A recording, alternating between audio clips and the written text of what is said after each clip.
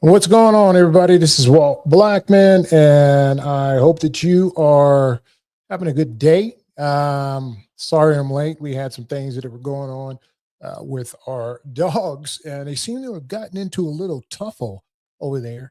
But what we need to do is we're going to be talking about, you know, the budget and where we're at with that budget and how us as taxpayers, we get stuck with a lot. And I'm doing that because it is, if you know, it is election season. Now, if you know Thomas Sowell, now he gave us some of the clearest examples of public policy. And one of the things that he said is that there's no solution, there are only trade-offs. Now, when we're talking about principle and the principles of the power of the purse and the authority of the power of the purse, Congress spends money on one priority, and that money can't be spent somewhere else.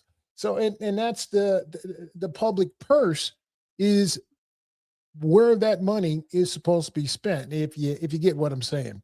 So, everybody, again, welcome to the show. This is Walt Blackman. We're going to be talking a little bit about why.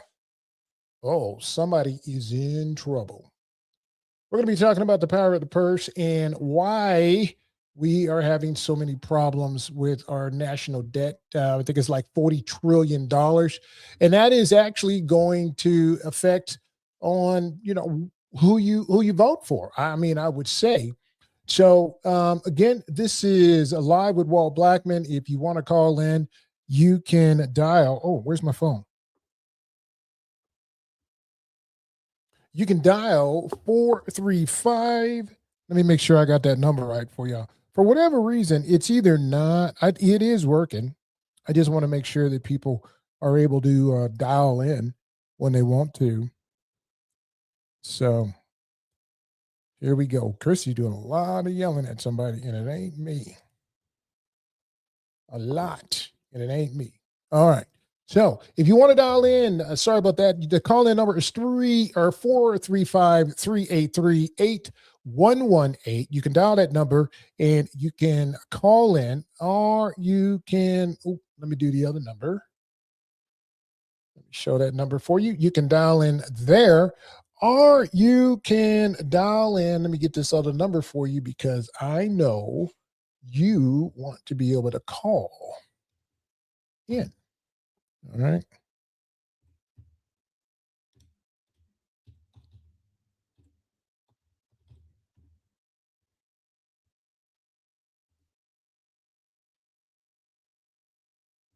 All right.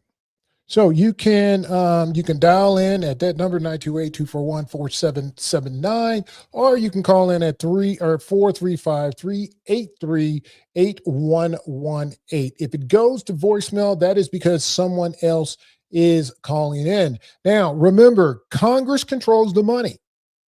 So who's accountable? You got to be accountable in your house when it comes to money. So just, let's make sure that we're on point here. Now, again, let me drink some of my bubbly water. First of all, how's everybody doing today? I hope you're doing good. I know I am. You want to watch this, all you need to go is to my YouTube. You can go to my website. You can go to my LinkedIn, or you can go to Facebook, or you can go to my X. Go to that, and you can call in, you can type in, you can leave a comment, and you can, hang out if you want to. Pam, how you doing? It's good to see you. Glad you're here. So I hope everybody's had a good weekend. I hope that you have a good week. The numbers climb some more with the elections. First of all, I want to thank everybody again who supported me. I think my votes got up to 19,000. I believe 19,000 and some change. I was able to get 35% of the vote. So very, very happy with that. And just amazing support out there. Was able to take all the counties, and it's really awesome to be able to do that. That's the first time that I was able to take all those counties at once. Usually I'll take three. I'll take three out of the four.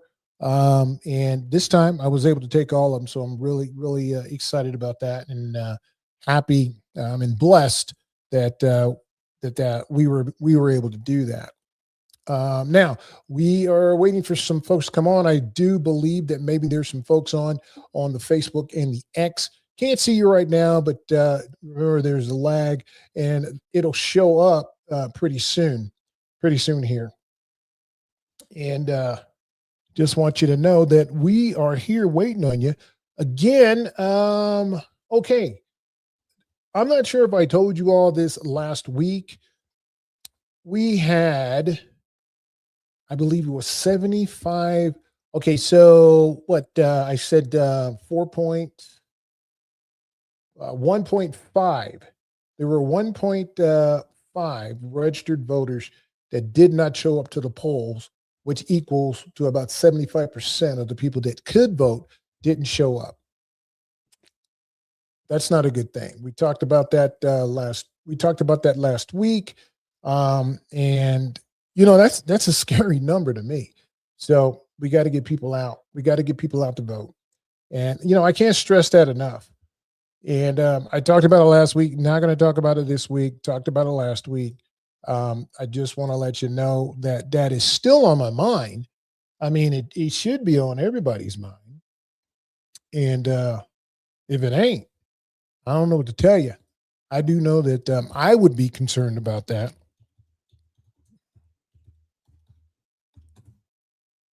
So let's take a look at this really quickly. I wanted to show you all something. And I think it's important.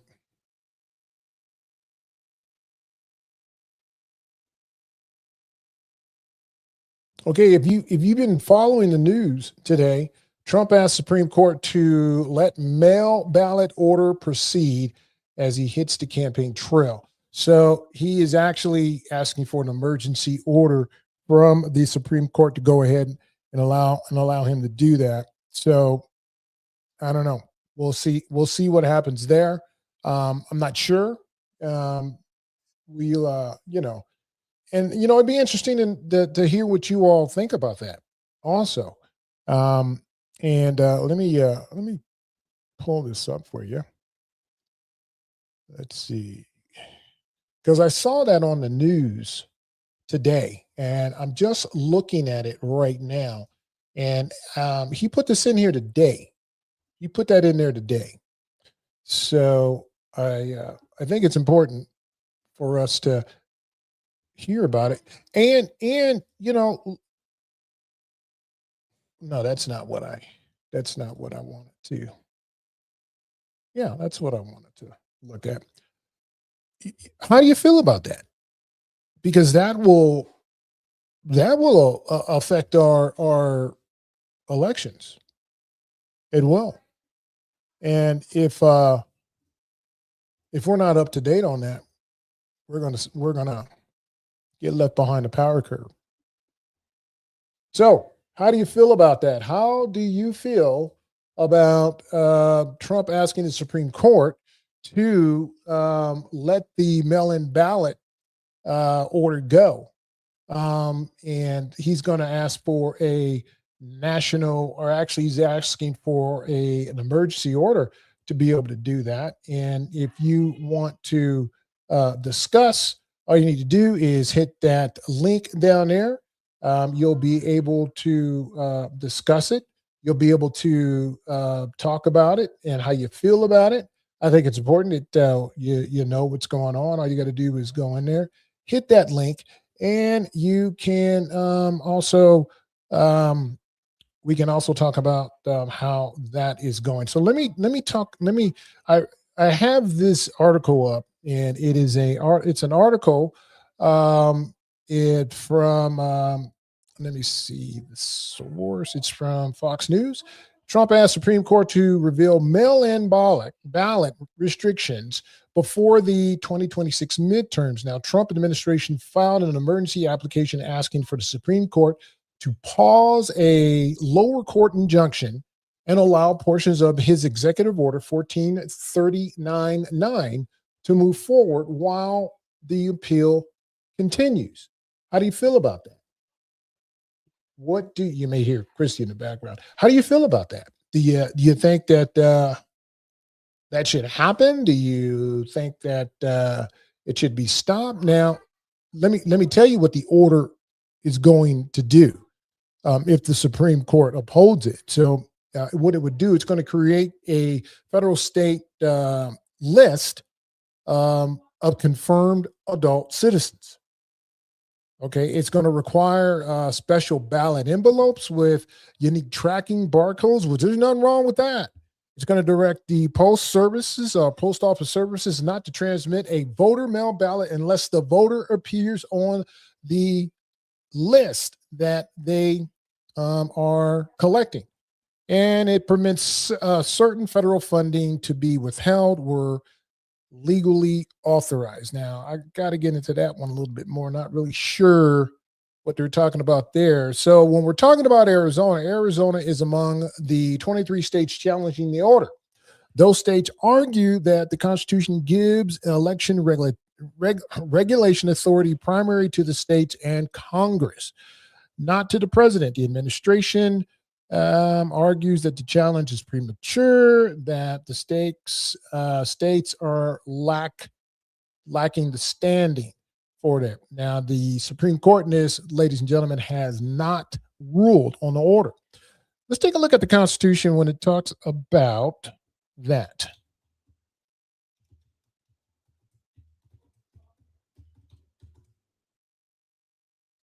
Let's take a look at that. Let's see what the Constitution, I know what the Constitution says. I just want to make sure that when we're talking about that, I mean, because a lot of people, hey, what's up? A lot of people what they'll do is they will say that they know the Constitution. They'll say that it's we're going to change the subject. Here we go, right here. We're going to change this subject for you. A lot of people go around and say they know the Constitution. They do. And a lot of people do. But a lot of people carry it around in their pocket for I don't know, decoration, if you will. Okay? I spelled his name wrong. Hold up. Don't want to do that. People get upset. You spelled Trump's name wrong. People will do that. You know how that goes. Okay. So we're going to be talking about that tonight. Okay. Now, I'm going to go to I'm going to the Constitution because I think it's important for us to follow the Constitution. Okay. And the Constitution and the state control of elections. All right. Now, here's the deal. You cannot on one end say that you support the Constitution and we need to follow the Constitution and we have states' rights and yada, yada, yada, but only pick and choose parts of the Constitution that you want to apply to you. I'll go back and read what that does after reading this deal from the Constitution. Now, congressional elections, Article 1, Section 4, gives state legislatures initial authority to determine the time, place, and manner of elections for the U.S. House and Senate. However, and this is what I believe Trump is doing, Congress may alter those rules through federal law. The president is not assigned independent rulemaking authority under this clause. He's not assigned that. So I believe that is what he is doing, everyone. And that order, as I was talking about, is going to create federal state list to confirm adult citizens. It requires ballot envelopes, so on and so forth. We talked about that. Permits certain federal funding to be withheld if, I guess, states don't do this. And his attorneys basically say that Arizona is among 23 states challenging this order because we have a split government. Those states argue that the Constitution gives election regulation authority to the states. Okay. And Congress does not have the authority, nor the president has the authority to interfere in that. However, the administration, I guess his attorneys are saying the administration presently argues that the challenge is premature and that the states lack standing. Okay. Now remember what I read about the Article 1, Section 4. If you're just getting on, Article 1, Section 4, Congress elections. Okay. Article 1, Section 4 gives state legislators initial authorities to determine the time, place, and manner of elections of the U.S. House and state. However, Congress may alter those rules through federal law. The president is not assigned independent rulemaking authority under this clause. Now, a lot of folks are on the fence about that. It does say, the Constitution does say that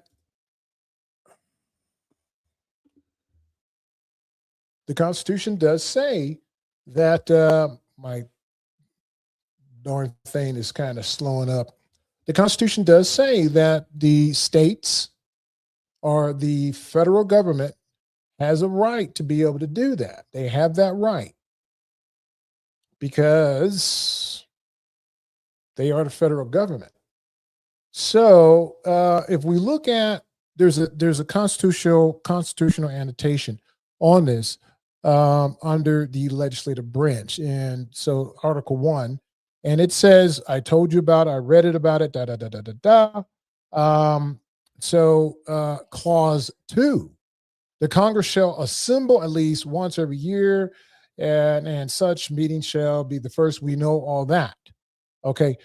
So I don't know how they get from the clause of assembly, how they get where those attorneys are talking about.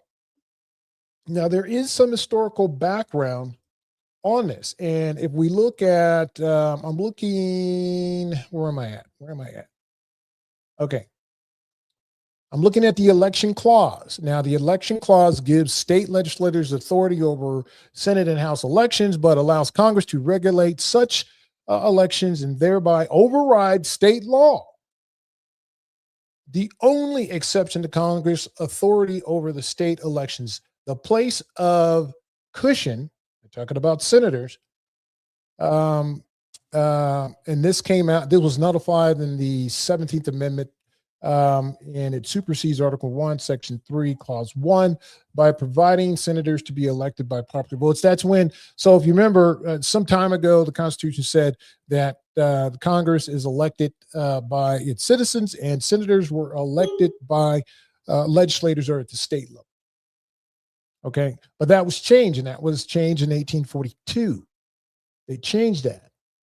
So there's a lot of information on this. If you go to www.constitutional.congress.gov, you can actually see some of this. Now, in the Federalist number 59, written by Alexander Hamilton, that provision has not only been declaimed against by those who condemn the Constitution in the gross, but has been censored by those who have objected with less latitude for greater moderation.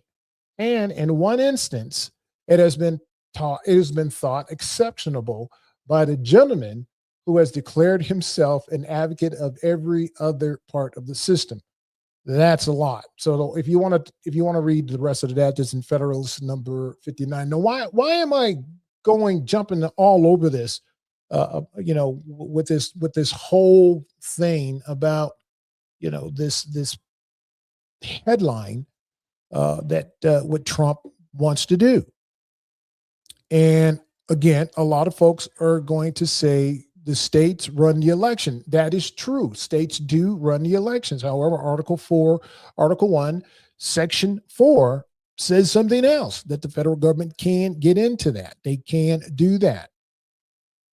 Now, let's take a look at Article 2, Section 1. And if we take a look at that, that clause allows each state to appoint a presidential electors. And now we're talking about the presidential elections, so on and so forth. The question is, does Article 2, Section 1, Clause 2 apply to Article 1, Section 4, where Congress may alter those rules with federal law? I think that's the question right there. That's what we need to be looking at, because that's where a lot of folks, I believe, that is where they're going to say, hey, is this going to affect the presidential elections? Is that what this is going to do?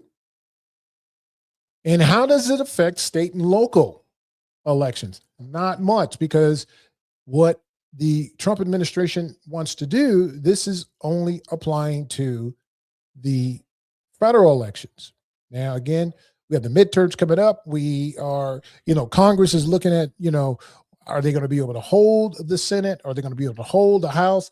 So the central question that I think we all should be asking ourselves is, in the Trump case, what I'm talking about is whether election integrity matters.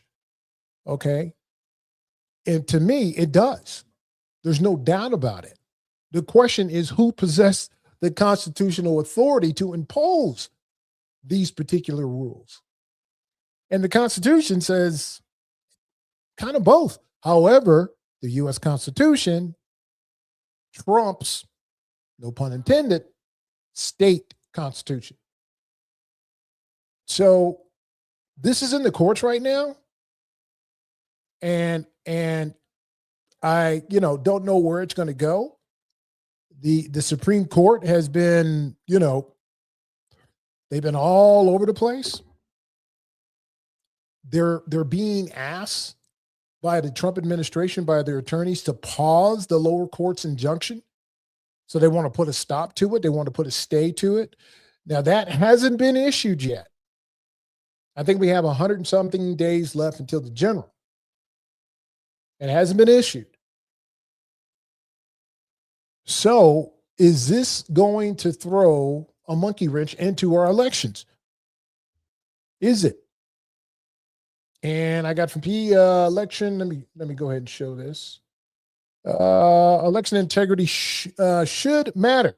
So will the SAVE Act actually help anything? That is a good question, my friend.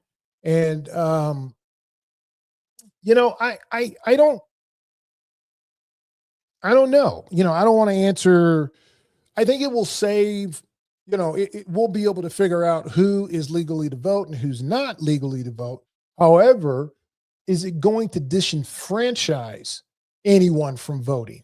I think, let me pull that up, the SAVE Act. Let me see what's in that bill. Because, I have not read that bill. And please forgive me for not doing it. I'm just going to get the highlights of it, because that would be my concern. Okay. Let me take that off. That would be my concern. Will it disenfranchise a voter? Some people say it will. Some people say it won't, so on and so forth. If you want to, we're not doing that one right there. If you want to put your comments up there about this, I encourage you to do that. This is important. because it's we're at the midterms. We're at the midterms. So I'm glad you brought that question up. So because the SAVE Act and the Constitution. So the SAVE Act is constitutionally different from President Trump's executive order. Okay. Now again, what it highlights is, let me put this up there. Let's put this up there. So if somebody wants to call in or they want to come on the panel, which I am open to that. If you want to do that, all you got to do is you can click on that if you want to. So the SAVE Act in the Constitution, how does it work? So Article 1, Section 4 gives the states, as I said, primary responsibility for administering the congressional elections, but it permits Congress to alter federal elections and those rules. We've already know that. We've already talked about that. Now, the current SAVE Act, 1383, what it would do, it require a proof of citizenship, to register for federal elections, require identification when voting in the federal elections, direct states to identify and remove non-citizens from their voter rolls, establish federal restrictions on mail voting with limited exceptions, and create federal enforcement requirements for state election officials. That's the highlight of the SAVE Act. And I guess some people don't like that. Now, the House passed this expanded version in February, but they have not secured enough votes to advance it through the Senate. So as of today, the president wants to do that order, okay, because it's not law yet. And the president made a statement, and their statement is they had a statement. They had a statement that they put out. I want to read that statement and see if that is true. Now, no, this statement was put out in February about this act, House Amendment to 1383 Save America Act. Now, the administration strongly supports passage of the House Amendment to S 1383, the Safeguard America Voting Eligibility Save America Act. This bill would enforce a principles that are long enshrined in our laws. Only citizens of the United States may vote to choose the leader of the United States, while federal law prohibits foreign nationals from registering to vote or voting in federal elections. Loopholes and deficiencies in the National Voter Registry Act, the NVRA, have allowed non-citizens to legally register to vote. Now, through this amendment that they have pushed out in February to the NVRA, the House amended to this would end lawlessness by requiring states to obtain proof of citizenship before registering an individual to vote, while establishing safeguards to ensure every citizen is able to register and vote with minimal burden. Now, I am for folks being legally able to vote. I mean, and I say that because, I can't go to Germany and vote in their elections. Okay. Not even as if I were an expat, I couldn't do that.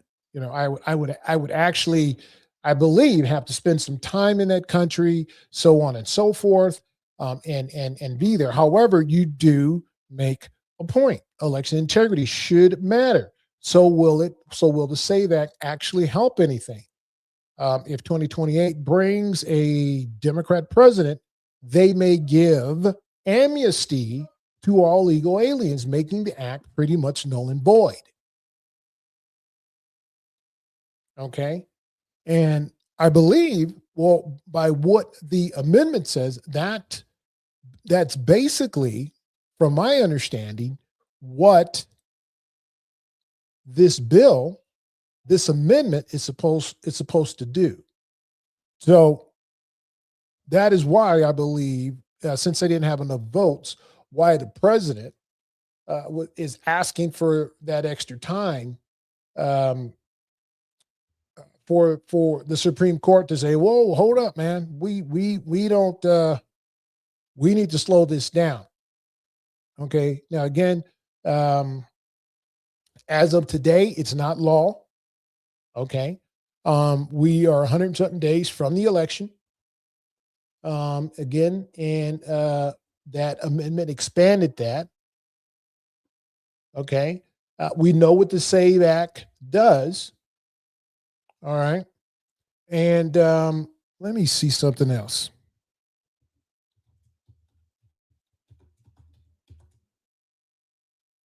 Let me see something else, because you made a good point.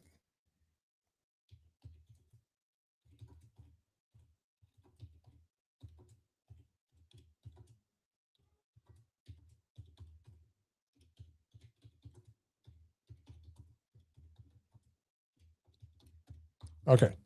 Checking that out really quickly, because you made a good point. Is it going to be null and void? We do it now, and in 2 years, it's gone. Okay, we do need some safeguards on the elections. We do need to make sure that folks that are voting in our elections are legally able to vote. I wish we could do that in the state. You understand what I'm saying? We do, however, there are some problems with that as well. Now, I'm not saying that we need to disenfranchise anybody to vote, because we're not doing that. I don't think, this bill's not doing this. What this bill is doing is the government is stepping in saying, hey, listen, there are some issues with our elections. Okay, this is a way to fix this. Now, some people say the opposite. Some people say it's just a way for the Trump administration to take over the elections. I don't see it that way. I see it putting safeguards on what's going on now. Because, we have runaway elections. Are we doing, let me read this. Are we doing our due diligence? And it looks like the federal government wants to come in and do it. Now, okay, so the question that you said, would it be null and void if Democrats get into office? No. From what I'm reading right now, no, if the SAVE Act becomes law, electing a Democrat president would not automatically make it null and void. A president cannot repeal an act of Congress by executive order. We know how that works. Now, Article 2 requires the president to take care that the laws be faithfully executed and constitutionally protected. And precedents, as we see this is going to happen, recognizes that the president has no unilateral authority to repeal a statute. Now, the law could be eliminated or weakened only through several routes. We'll talk about that in a minute. And I hope that first part answered your question. And again, if you want to be part of the conversation, again, all you need to do is dial in 928-241-4779, or you can just call 435-383-8113, or you can go to one of my sites there, go to Facebook, or go to, that's not the deal that we're doing right now. You can go to Facebook, or you can go to one of my platforms. Let me change this for y'all, because I got this on here really quick. And I know y'all don't want to, y'all ain't trying to hear that. What's up? All right. I'm not going to mess with that. That's okay. So, you can go to those spots, and you can, You can log on if you like. Okay, so where was I? Okay, so geez, here we go. Don't you hate when you lose your spot? I hate that. Hate that. Let me see if I can find my spot. Here we go. Here we go. Let me see if I can find my spot. So I got busy doing something else, and I lost what I was doing. That ain't good. That ain't good. Okay, here we go. Just want to make sure everybody knows what we're doing. Alrighty. Okay, here we go again. I talked about if it becomes law, Democrat president can't automatically do that. The law could be eliminated or weakened, and there are several routes that can happen. As you know, Congress can repeal it or amend it, and if we lose the House or the Senate, that will definitely happen. If we lose both chambers, we know that's going to happen. If we lose one chamber, it will happen halfway, but it'll probably get stopped in the Senate if we still have control in the Senate. So the House and Senate would have to pass another bill, as we know. Okay. Now, if there is a split government, as we have here, the opposite of what DC would have, they would have Democrat Congress and Senate and a Republican president. The president is not going to sign that. Okay. And a future Congress can't permanently prevent it from changing. Okay. From federal statute. So that's going to depend, I believe, and that's a great question. That's going to depend on who controls Congress. The other way is that a federal court invalidates it.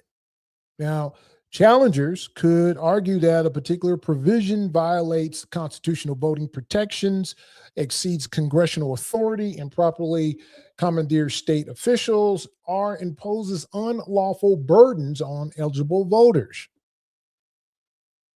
Now, I do believe that is probably something that the Dems will probably do.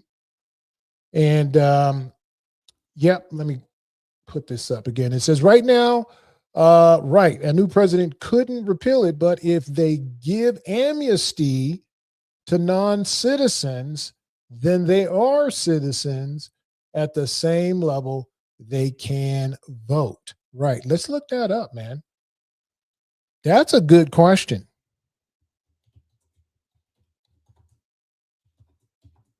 I believe it. I believe it's so.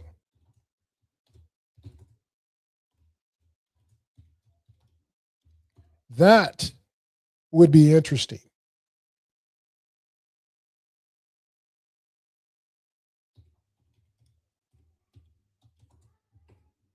That would be interesting because that would be a play if these other options are not done. All right. Let me see. So let me finish reading this really quickly, and I'll get into that. I'll get into that statement. So the federal courts intervene. Administration changes in the implementations of the regulations. Future presidents could direct agencies to rewrite regulations where the statute gives them direction or discretion. Those changes would have to comply with the statutory text and the Administrative Procedural Act. So going to your question, and I'll read the question again. A new president couldn't repeal it, but if they give amnesty to non-citizens, they are citizens at some level and can vote. So the question is no. Presidential amnesty would not by itself make non-citizens eligible to vote or defeat the Save America Act. Amnesty is a political term, not a single immigration status or statute. A president might defer deportation, grant parole, designate temporary protection status, or change enforcement priorities. None of these actions automatically grant U.S. citizenship. Now, governmental actions, however, on how citizenship is created, it can be, those amnesty, any of the amnesty issues when we're talking about if it's deferred or it's deferred action, it's not going to give folks that are non-citizens a right to vote. Now, only naturalization under federal law will give a citizenship to that person, and then they would federally be able to vote, or an act of Congress granting citizenship. Now, they could do that last one. If they have the majority in the House and the Senate, okay, an act of Congress can grant citizenship to those folks that are non-citizen. Okay. However, under the 18 U.S. Code 611, federal law separately prohibits non-citizens from voting in elections for president, vice president, U.S. House, and the U.S. Senate. So the question is, no, they can't give. A president cannot give that. So, in other words, if they give amnesty, they could be that could be the whole workaround to nullify it without having to do it via Congress or legislation. I think it's the opposite. It's the opposite. An act of Congress can grant citizenship as a whole to those folks that that are considered non-citizens to be able to vote or make the bill null and void. So, that is a problem. So the president couldn't just change it outright. Couldn't say, okay, these folks are now citizens or we're giving them amnesty and they are now citizens, because the law doesn't allow the president to be able to do that. Okay, in itself, they're not able to do that.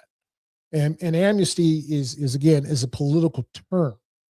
Okay, and the amnesty, if the president gives somebody amnesty, does not give them the right to vote. However, Congress can go back and do that, and it gives, under Article 1, Section 8, Clause 4, it gives Congress, not the president, acting alone, authority to establish national citizenship rules. They can change it. So that's scary. So again, that's the key right there. You are exactly right. So that's the key. Something has to go before Congress to grant them citizenship. And I gotta tell you, that's a possibility that could happen. Now, let me see something.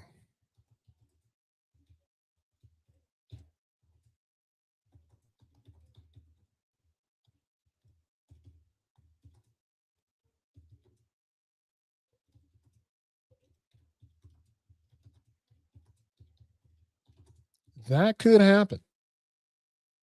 That's a scary thing right there. And I would not put it past the Congress to be able to do that if it does flip. I would not put it past them if that happens. And, listen, I fought for this country. I fought for the right for people to vote, citizens to vote. I had friends that were lost in combat, that were injured permanently in combat or in training, to give people the right to vote. However, you need to be a citizen to vote. Now, I don't think that I am unreasonable by saying that. Our elections need to be protected. Our elections need guardrails, and those guardrails would be protected under the Save America Act. A lot of people don't agree with that. a lot of people will say, voters are going to be disenfranchised. Okay. Voters, that bill says nothing about a voter has to have a passport. It doesn't say that. Not everyone has a passport, but a voter does have to have an ID card that is a legal document saying that that person is a citizen. Now, not every citizen has a driver's license. However, you notice the driver's license have changed. They have I think it's the validate or so you can travel. Okay. So when you go in to do your, I know at least here in Arizona, when you go in to upgrade that, because you got to have that little star on your ID card to be able to travel. Okay. You have to bring in documents, and those documents are a birth certificate or a passport. And so those new ID cards that people have, I don't have one. I don't have it on me right now. Let me see. I'm not sure if folks are familiar with it. Let me hide some of my stuff. I don't want people to see it. Hold on. So I'm not sure if you can see that star right there. You see that star? You have to go in and get one of these, a new one, an updated one, if you don't have an updated one. And when you go in to get it, you need to have a passport, you need to have a birth certificate, so on and so forth. If you don't have those items, you can't get an updated ID card, driver's license, state ID. This is across the state. So that's why when people say, well, they're not going to be able to vote because not a lot of people have their passport. Well, if you got a passport or a birth certificate, then guess what? It proves that you are an American citizen, or you have been naturalized as a citizen. Okay. However, and all they're saying in that law is we want to make sure that you're a citizen. Okay, so could Congress attempt to pass an immigration amnesty bill? If the Democrats in both chambers, but okay, yeah, they can do that if they want to. Assuming President Trump remains in office, well, he will be in office because he has 2 more years left. So that's not the point. The deal is, if we have a Democrat-controlled House and Senate, they could pass an immigration and legalization bill. And I am sure that they are working on something like that. President Trump can veto it, and I'm sure he would. The bill would not become law unless Congress overrides the veto. That's that schoolhouse rock coming back to you. And if Congress overrides the veto, and that would require a 2/3 vote, both in the House and in the Senate, if they have that, then that bill, okay, that bill could become law. But the president can only grant temporarily immigration relief alone. Now, that could affect deportations or lawful presence, but could not independently grant citizenship or federal voting rights. So there are some checks and balances there. That's why the founders came up with this beautiful document that we have, the Constitution. Now, again, ordinary legislation may also require 60 Senate votes to overcome a filibuster unless the Senate changes its rules. That's been part of the discussion. Even after a Senate passage, the president could veto it. Article 1, Section 7 requires 2/3 vote in each chamber to override that veto. We talked about that before. 2 additional points of matter that we need to be thinking about.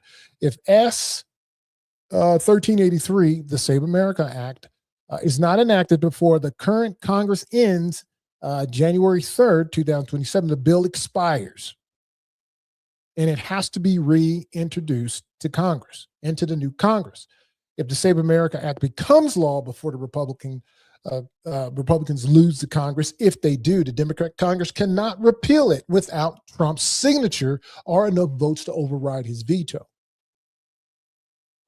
So it's kind of a double-edged sword.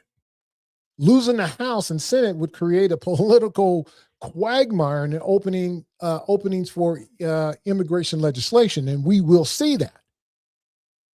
But it will not allow Congress or the president to act alone or instantly turn non-citizens into citizens or into voters.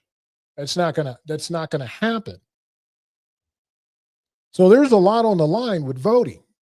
And I say this not, local government is best for the people. I got it. And I am not a fan of federal government. I've never been a fan of federal government. It seems like they're just getting away.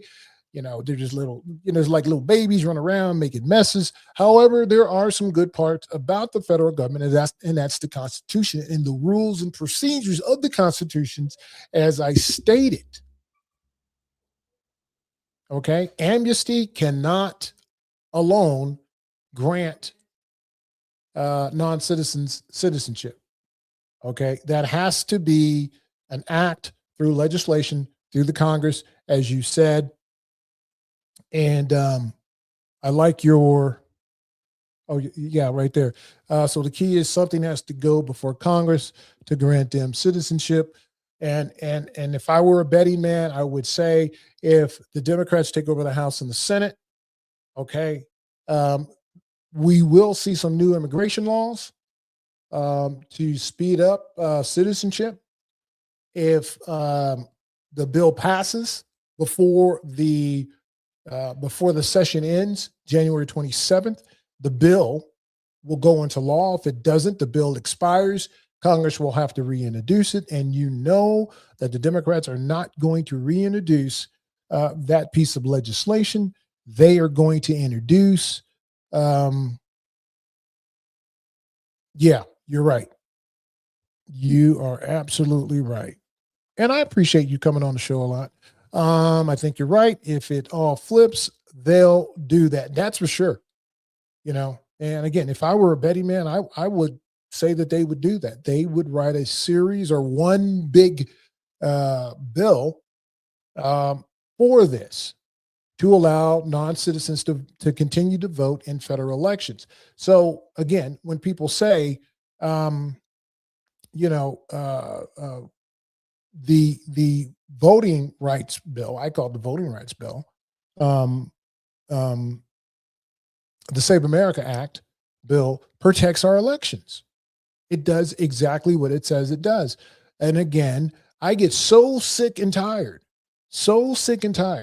of folks saying that this bill hurts, it hurts communities of color. I don't think it does. Because what you're saying is when they say it hurts communities of color, let me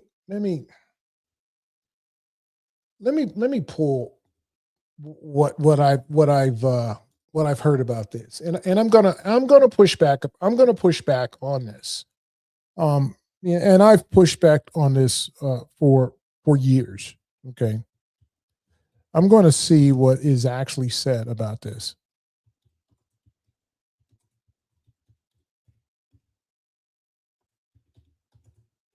I want to see what they say.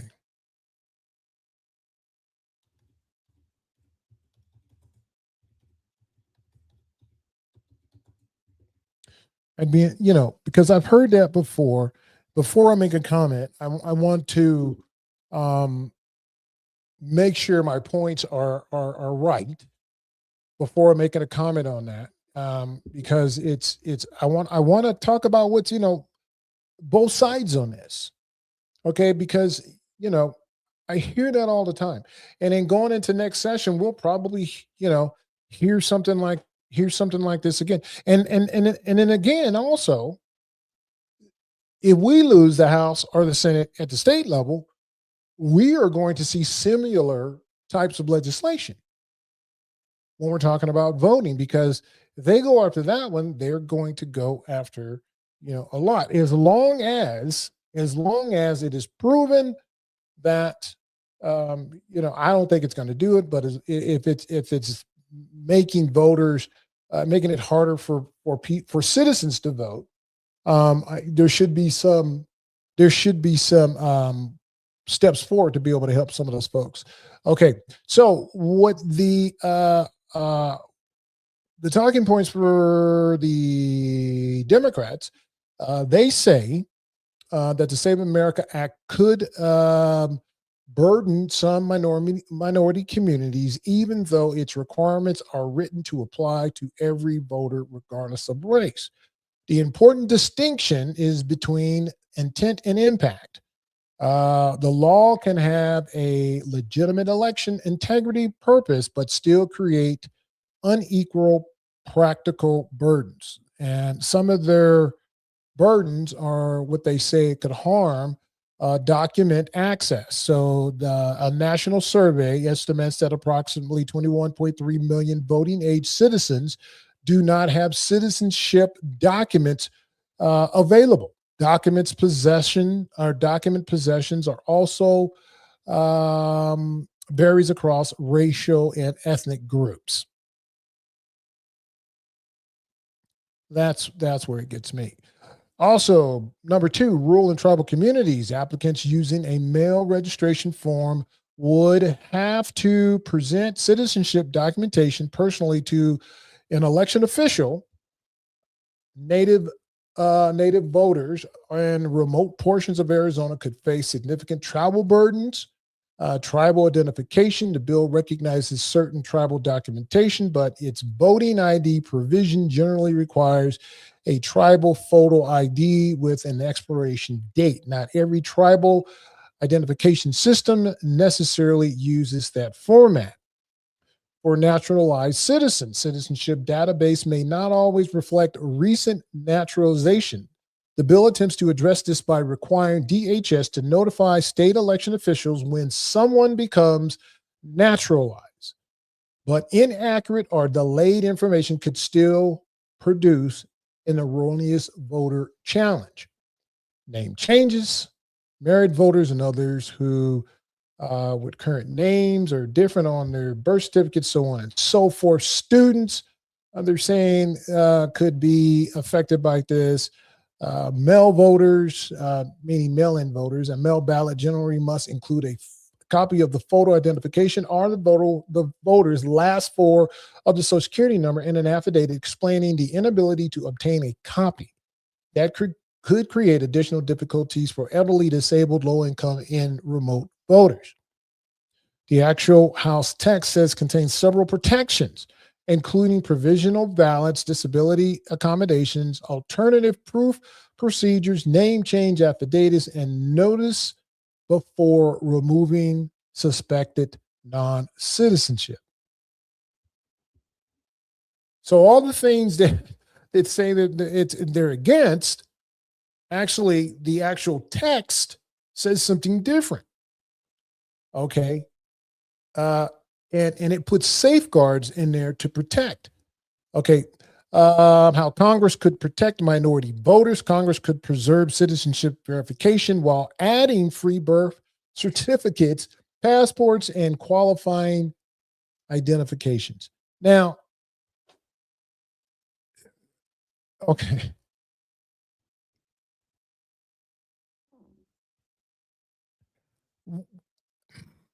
How do I put this? That's stupid. I just think that that's stupid. Free birth certificates,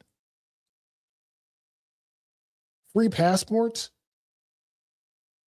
Who is going to pay for that? Now, when they're talking about what, 21 million people of voting age, imagine that. Imagine 21 million people apply for passports because they're free. Let's do the math on that.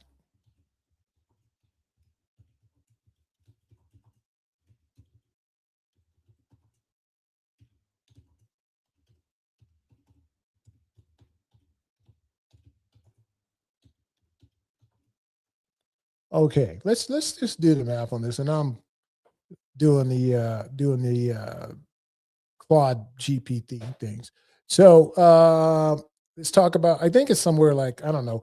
We got my daughter's passport. I paid 100 something bucks. I think, I'm not sure. In the passport, she was born in California. The passport costs, I don't know, 20, 30 bucks. I can't remember, but I do know that I paid for it out of my pocket. So let's see. Um, so for in Arizona, certificate of Arizona birth costs 20 bucks. First time passport, $65. First time passport book. They got the card and the book, 165. That's the book is what you take on the aircraft if you're going somewhere out of country. First time book and card, 195. We just renewed my daughter's passport. We got her the book and the card, cost $195. Paid for that. So, you know, you know, so let's do this really quickly. Um,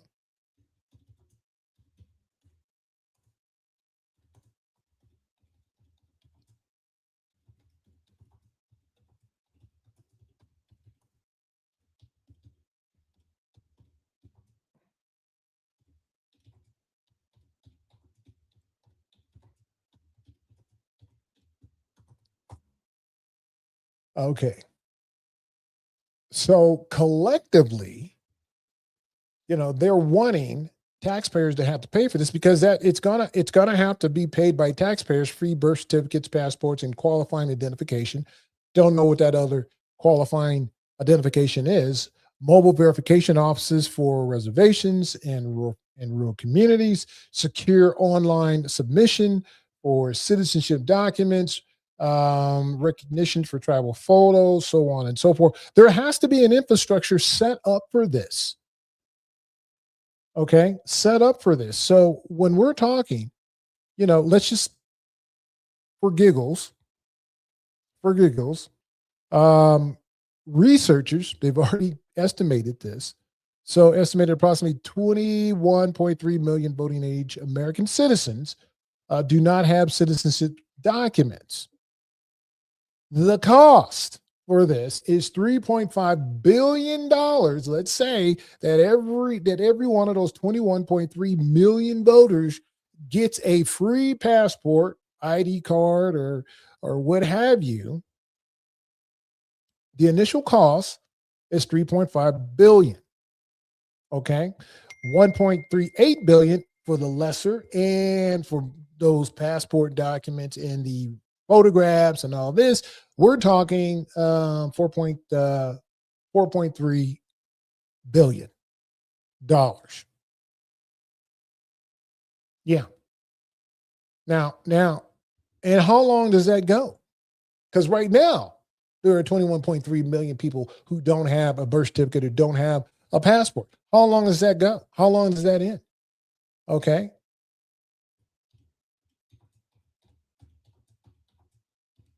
Hold on. And we're going to get ready to get on out of here. This is where I push back on some of this, because I use, let's look at the data on this. I got it. People want to be able to, uh, you know, do these things. However, if you need a passport, go pay for it. Go pay for it. Okay. My tax dollars should not have to pay for that. Okay. So,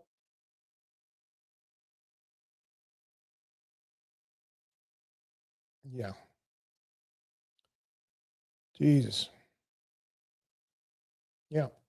We're talking $4.3 billion taxpayer dollars would have to go just to that, not and not building the infrastructure. You know, it would have to go to that. Now, only American citizens should vote, but no eligible American citizen, Black, Hispanic, Native American, whatever, should lose the right to vote because obtaining or correcting a government document. is an unnecessary difficulty.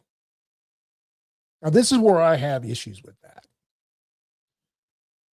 What the other side is saying, this is what I get right here. And this right here just, okay.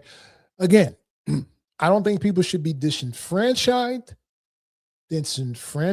from voting. I think if you are a citizen, you should have a right to vote because the Constitution clearly lays that out. However, there are responsibilities with that. Okay. I'll hear that they can't pay for it. There's not enough money. Because I got that. Money is tight for everyone. However, if voting is important to you, okay, I got it. However, what should be more important to you if you are a parent is ensuring that your child has a birth certificate. At least a birth certificate. You may not have to get a passport now unless you plan on traveling, but that is the least that you should do as a parent. And I'll hear the argument, well, a lot of parents aren't going to do that. I got it. But listen, man, come on. Personal responsibility. And I push back on that because what they're saying to me, in my opinion, is that, and they mentioned black in here, we don't have the wherewithal to be able to go get a passport or be able to afford a birth certificate. $20 for a birth certificate. I pulled it up. I'm going to do one more thing.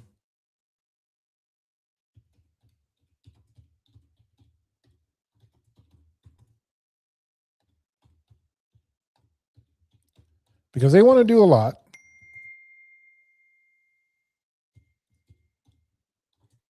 They want to do a lot. And I know there was some research on this.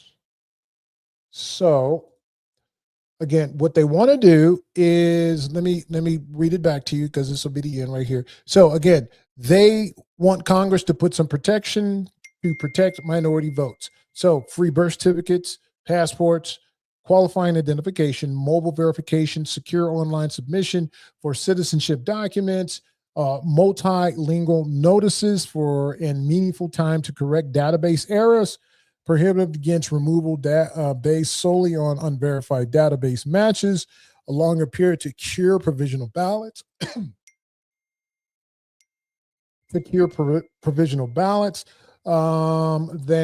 the proposed 3 days, federal implementation funding, protection of election officials who make good faith efforts to administrative decisions, protect reporting of rejected ballots or ID cards to be able to do this. So none of this is free. Okay, they put in there free birth certificates and passports, but the infrastructure has to be built. None of this is free. And that's what folks, don't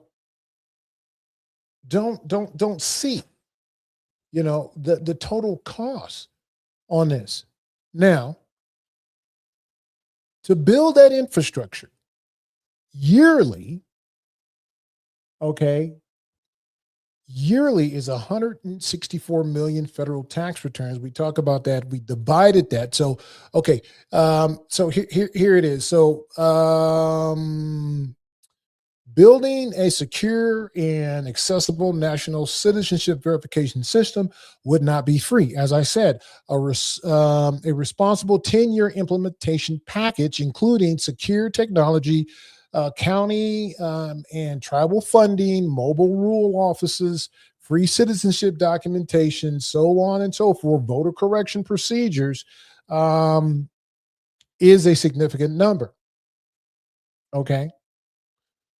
However, what this says, this cost will continue to rise based on population growth that will far exceed the $4.3 billion a year annually just Now, that's just for the birth certificates. It will exceed that. We already have a $39.7 trillion deficit, encroaching 40 trillion. And now we want to tack on an extra, just in passports alone, $4.3 billion a year, which will continue to grow, because what it's going to turn out to be, it's going to turn out to be a social program, because people are going to say, well, why go pay for it? I can get a free passport. That program will continue to grow, which grows government, which grows taxpayer responsibility, that lessens accountability to those folks who won't go out and get it. That is a terrible idea. The infrastructure alone is a terrible, terrible, it's just terrible to do. So, being a Black, I can't speak for Hispanic, Native American. I can't speak for those folks. I can speak to being Black and a disabled veteran and a rural citizen. Okay, I can speak to three categories. First category being an American who is Black. Okay, guess what? As a parent, as an American, I have a constitutional right to be able to vote. If I want to exercise that constitutional right, I have certain responsibilities to do that, and that means having ID. Okay? The law says that everybody will either have a passport or a birth certificate or an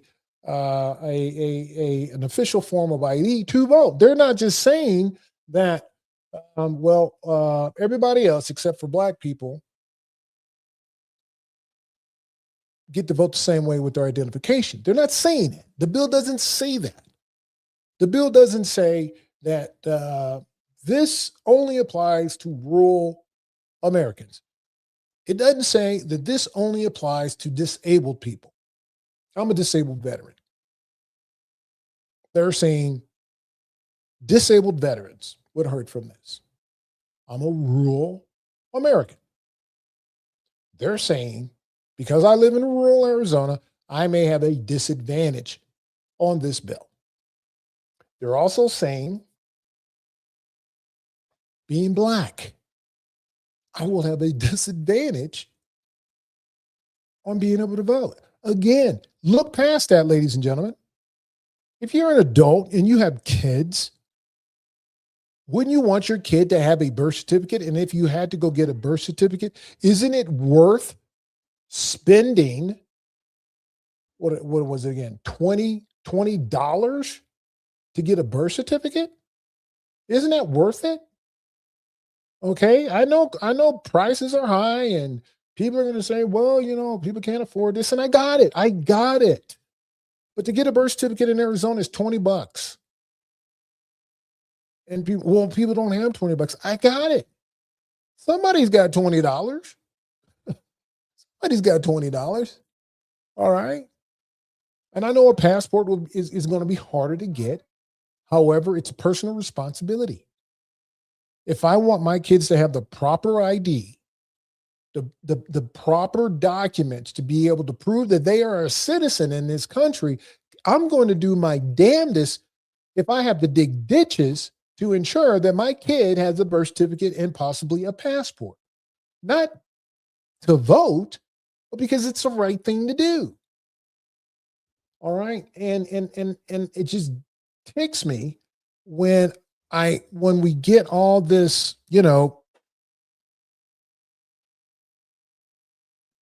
background noise. There is no way you're going to be able to vote because you are a disadvantaged Black person. I'm not disadvantaged from anybody. Okay. I have the same opportunities as the white guy down the street. It just depends if I use them. Now, some people don't agree with that. Okay. They don't agree with that. There are certain things that people will not do. And those things that people were not due to me are some of the basic things that we need to do as citizens, as parents, so on and so forth. And if that means going to get the right things or making sure that I'm a responsible citizen, a responsible adult, a responsible parent, then it's time to do this. This is the kind of stuff that separates our country. This is the kind of stuff, not the Save America Act, but when the pushback comes, well, this is a bad bill because it's going to hurt Black people. Let me put something else on you. Hold on.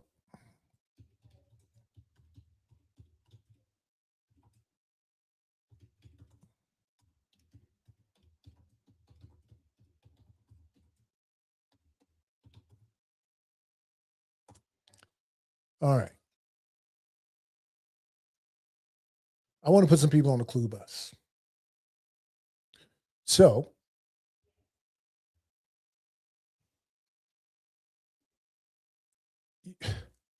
geez. Okay, let's do a little bit of history. So, hold up.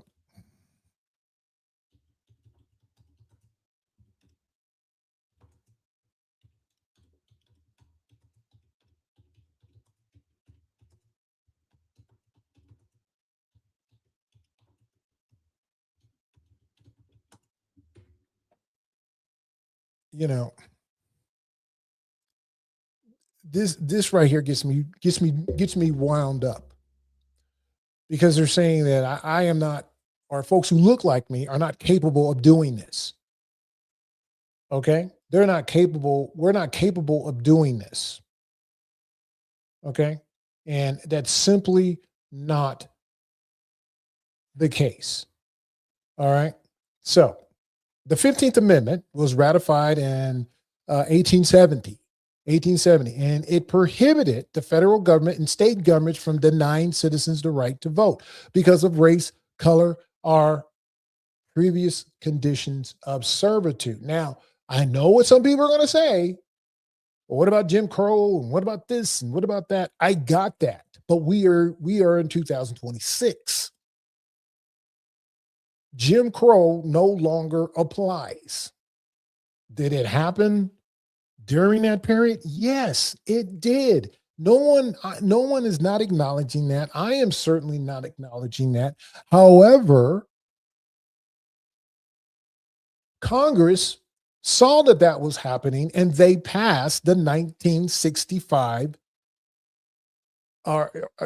correction. They enforced the 15th Amendment, and it's called the Congress later enacted the Voting Rights of 1965 to enforce the 15th Amendment to combat poll tax, literacy tests, and other barriers used to suppress Black voters. And some folks don't think that that's enough, and I got it. But there are Constitution amendments that protect Black voters from what the other side is pushing out. So if the Constitution protects that, what are you really saying to the Black community? And I'm asking the Democrats on this. What do you, not all Democrats are saying this, but I'm asking the platform or the policy or the ideology of this whole thing. What are you really saying? Are you saying that the Constitution of the day, the ratification, the Civil Rights Act that was enacted in 1964, the Voting Rights Act, are you saying that all those things right there don't protect my voting rights? Okay. So there were issues. I got it, but now I can't go for that. So you're telling me, I think you're saying something else, and I got it. There still needs we need a lot of work, but come on, man, come on. Don't say, well, don't throw my color into the mix, saying it's going to hurt a person of color or a black person because we don't have a birth certificate, or we don't have a passport, or we don't have a way to get to the place to get a passport. That's insulting to me. Okay? That's insulting to put something like that out there. And again, I'm not saying every Democrat does this. However, collectively, when I hear this stuff, it really, really, really gets to me. I could talk a lot on that. I'm not going to do that tonight. However, I just want to let you know how I feel about that. I think it's disingenuous that has happened. Okay. I think that the protections under the Constitution, the 1965 Voting Rights Act, it gave Congress more authority and more strength to protect the 15th Amendment and the amendment to the that was ratified in 1965 to protect the rights of Black Americans to vote. However, being an American citizen gives us those rights. However, it doesn't relinquish us of the responsibility. There's nowhere in the Constitution that says that if you are a Black voter, that you have to get that you can vote without following the laws. It protects us to be able to vote. But this Save America Act applies to everybody.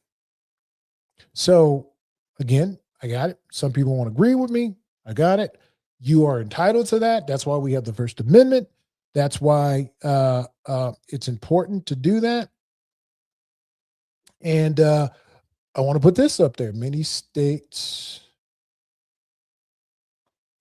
says, my good friend says, I can tell you many states do not require actual citizenship documents to get a driver's license. They only require to show residency of that state, not citizenship, and that's how they vote. And what this bill does, it stops that from happening. Now, in closing, I spent over 2 decades defending this very Constitution. Parts of this is what I'm talking about. Protecting that part of the Constitution, as well as all parts of the Constitution. I spent 2 decades doing that. I've had friends die. I had friends get sick and died because of military service, got hurt, so on and so forth. Are you telling me that when they defended this Constitution, it only applied when an ideology steps in and says, well, that's not what it really says. That's not what the Constitution says. The Constitution, and basically, is, we want to protect those that we think are vulnerable: elderly, disabled, rural, Black, Native American. We don't know how to drive. We don't have transportation to the voting polls. We don't have the money to buy a $20 birth certificate. The Constitution does not say that. My guys and my friends that passed away in military service protected this Constitution, not something that we want to add to it that relieves American citizens from their constitutional right and their responsibility as citizens, as people. I know I certainly didn't deploy to combat to give someone or relieve someone from their responsibilities while following the Constitution. I think that that's wrong. It's disingenuous to say that. And last I checked, there are white folks that live in rural Arizona. There are white folks who are disabled. There are white folks that may have a hard time getting to the polls, are finding the money to buy a passport. Why aren't those folks listed? If we're going to do this whole ethnic background thing, why aren't they listed? because I know there are people right here in my community that line up every day at the food bank because they have no money, but they do have money for a passport, and they go get a passport. They go get a birth certificate because they know it's important because it's their responsibility. All right, everybody, this is Walt Blackman, and I'm sorry to have gone longer than I should have. I was only supposed to go to uh, an hour on this. I'm 25 minutes over. I will be back on again this Thursday, 7:30 to 8:30. And again, we will go through AMA, Ask Me Anything. You can go to my website. You can go to my website. You can go to my YouTube. You can go to my X, Facebook, or my LinkedIn to get updates. You can also join the discussion by clicking this link. Next time you can do that, or you can call in at 928-241-4779, or you can switch over to 435-383-8118 if those lines are clogged or if it goes to voicemail. Everybody, this is Walt Blackman. I hope you had a great and wonderful day. I want to thank everybody for tuning in right here. It says we got 19, but I know we got like 50 on the other platforms. I appreciate you logging in. Again, please follow, share, and like. Follow, share, and like. Please do that. Tomorrow on my Twitter, you will get the latest of my podcast. You just go to Apple Podcasts and click on the Walt Blackman Show. It's on my X. It's on my Facebook. Click that and subscribe to it. Free subscription. Leave a comment if you'd like. It is a free podcast. It talks about the Constitution, goes into depth. I encourage you to do that. Check those platforms. And again, thank you for everybody. Please like, share, and follow. Take care, everybody. This is Walt.